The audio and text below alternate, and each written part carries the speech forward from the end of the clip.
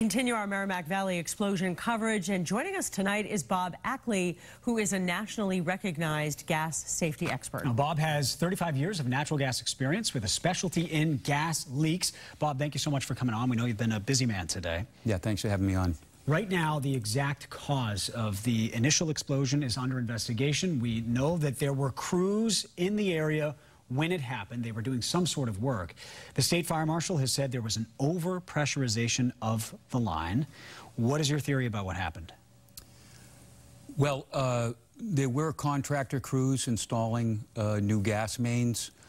There's a possibility that it was similar to Lexington, where they injected the intermediate pressure system into the low pressure system.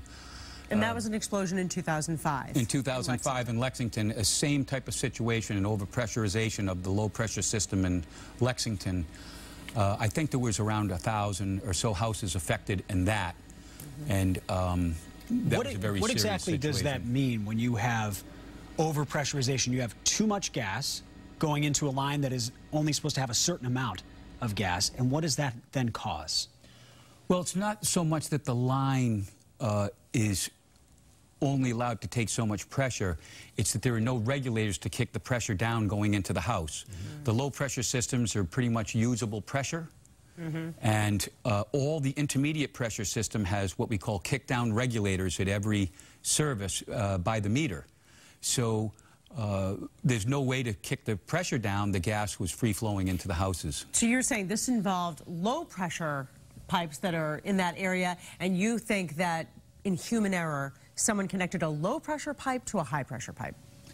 Correct. And the other possibility was a regulator station failure, where they kicked the pressure down in the distribution system to go from one system to the other.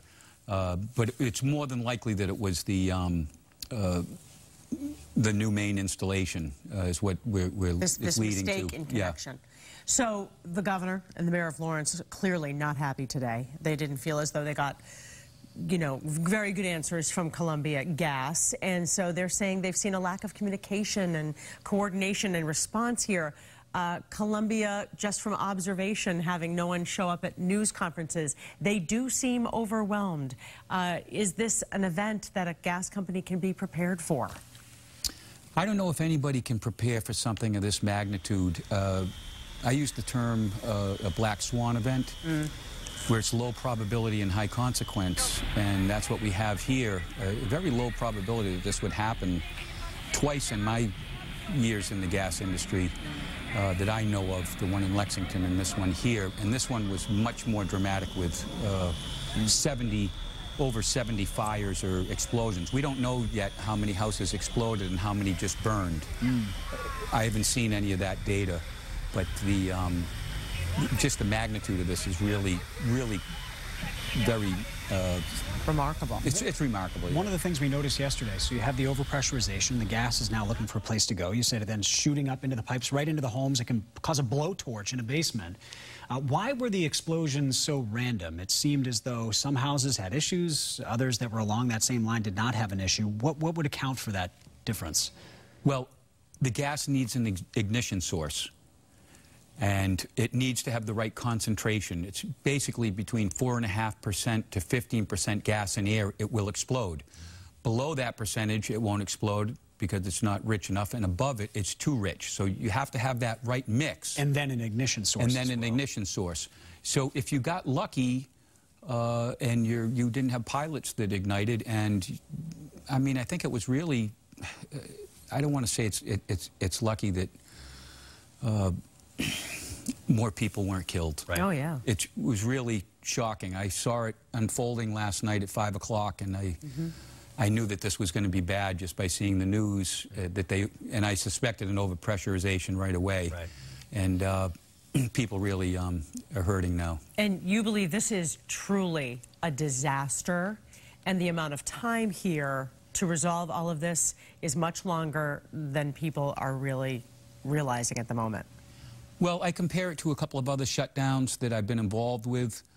The Lexington Explosion, I was there for 6 months, and we were trying to get that system back up and running, and it took from around November to April or May before we finished. And we had tremendous amount of manpower up there for that small community.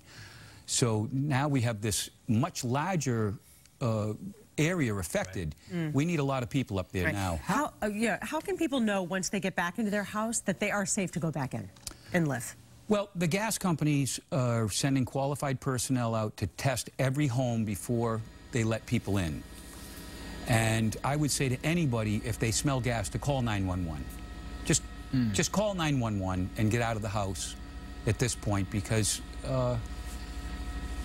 we don't really know what's happening out there. We're not getting good communication, as you had said, from Columbia, and maybe Eversource now, I guess, is in charge. Maybe they'll be a little bit more forthcoming.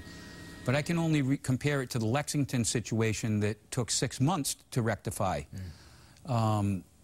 I don't know how long it's going to take, whether the low-pressure system has been compromised. That's a question for Columbia and now Eversource on whether these low-pressure mains that had the higher elevated pressures in them will hold. By compromised, you mean there could potentially be cracks in the infrastructure as a result of the explosions and as a result of high pressure going through these low-pressure systems, in which case you're talking about digging up these pipes. That could take days, weeks? Well, I don't suspect cracks as much as I do more joint failures with the old cast iron mains, and you probably have some joint leakage, and you could have blown some services out. So this is going to be a long process. Typically, when we have a gas leak, we don't shut the gas off because we can't find the leaks.